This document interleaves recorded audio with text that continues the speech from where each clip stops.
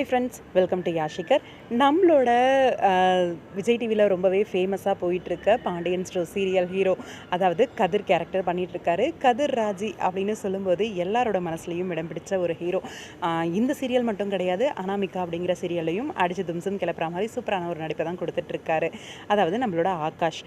இவரோட நடிப்புக்காகவே இவரோட இந்த சீரியல்ஸ் எல்லாம் ரொம்பவே ஆடியன்ஸ் வந்து பார்த்துட்ருக்காங்க அப்படின்னு தான் சொல்லணும். அந்த வகையில் ரீசெண்டாக கொஞ்ச நாள் முன்னாடி நான் ஒரு விஷயம் வந்து ஷேர் பண்ணியிருந்தேன். உங்கள் எல்லாருக்கும் ஞாபகம் இருக்கும்னு நினைக்கிறேன்.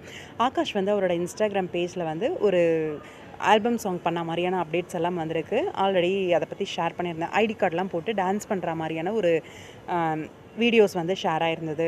ஆல்பம் சாங் வந்து கமிட் ஆயிருக்காரு, ஆல்பம் சாங் பண்ணிகிட்ருக்காரு அப்படின்னு சொல்லி அந்த ஆல்பம் சாங் வந்து நேற்றுக்கு வந்து ரிலீஸ் பண்ணியிருக்காங்க.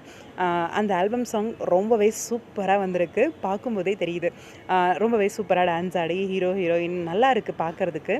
வெண்குழலி அப்படிங்கிற ஒரு ஆல்பம் சாங் தான். எனக்கு தெரிஞ்சு அவரோட ஆடியன்ஸ் எல்லாருமே மோஸ்ட்டாக பார்த்துருப்பீங்க.